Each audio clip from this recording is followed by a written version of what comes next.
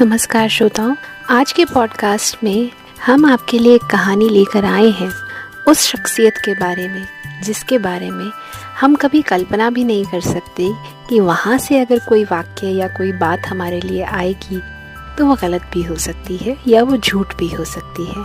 जी हाँ, हम बात कर रहे हैं माँ की। कहते हैं ना, माँ बाप के पैरों के तले स्वर्ग होता है, जन्नत होती है।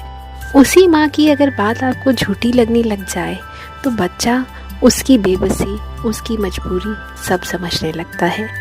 एक माँ ही ऐसा शख्स है बच्चे की ज़िंदगी में जो अगर मैले कुचैले वस्त्रों में, मैले कुचैले रूप में भी बच्चे के सामने आ जाए तो भी वो भगवान ही है। बच्चा उसी की गोद में जाकर चैन पाता है। ये कहानी अशोक साहनी जी द्वारा रचित असली पापी कौन किताब से ली गई है। और अशोक साहनी जी के बारे में अगर हम जानें तो वो एक ऐसी शख्सियत है जो साहनी फाउंडेशन के चेयरमैन हैं। उन्होंने रंगपुरी में गरीब लोगों के लिए एक मुफ्त वृद्धाश्रम खोल रखा है, जिसके साथ ही वे सुमन साहनी हेल्थ केयर सेंटर और मल्टी स्किल डेवलपमेंट सेंटर चलाते हैं, जहां लोगों को मुफ्त दवाएं मिलती हैं और बच्चों के लिए मुफ्त कोचिंग भी दी जाती है ताकि उनका भविष्य बेहतर बन सके।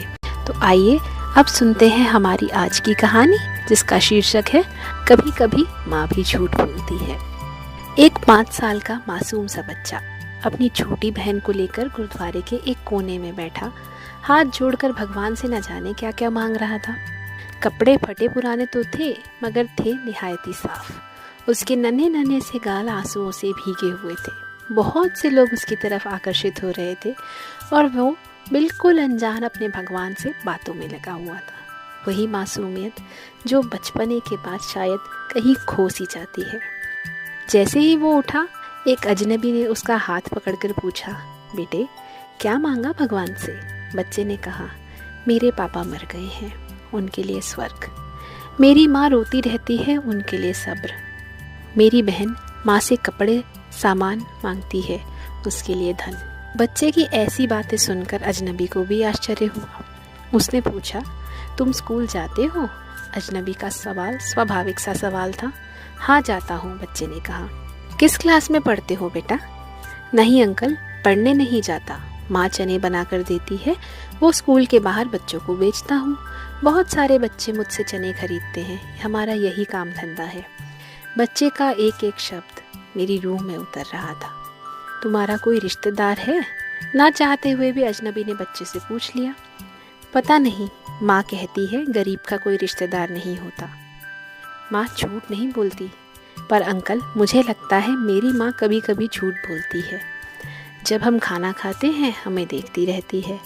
जब कहता हूँ माँ तुम भी खाओ तो कहती है मैंने खा लिया। उस समय लगता है कि वो झूठ बोलती है।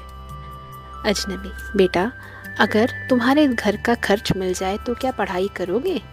बिल्कुल नहीं, क्योंकि पढ़ाई करने वाले गरीबों से नफरत करते हैं। हमें किसी पढ़े हुए ने कभी नहीं पूछा, पास से गुजर जाते हैं। अजनबी हैरान भी था और शर्मिंदा भी। फिर बच्चे ने कहा, हर दिन इसी गुरुद्वारे में आता हूँ, कभी किसी ने ये नहीं पूछा। यहाँ सब आने वाले मेरे पिताजी को जानते थे, पहचानते थे, मगर हमें कोई नहीं जानता।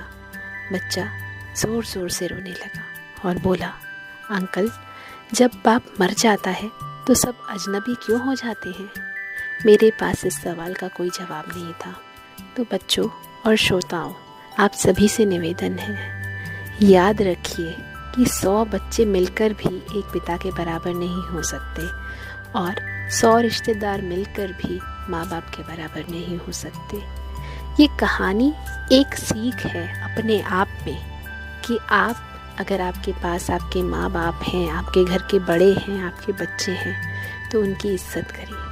अगर आप उनकी इज्जत करते हैं तो आप जीते जी वो सब पा जाएंगे जो शायद किसी को मर के भी प्राप्त ना हो। ये असर है माँ बाप की दुआओं का, उनके आशीर्वाद का। इसी के साथ हम आपको छोड़ते हैं। स्वयं विचार कीजिए। नमस्कार।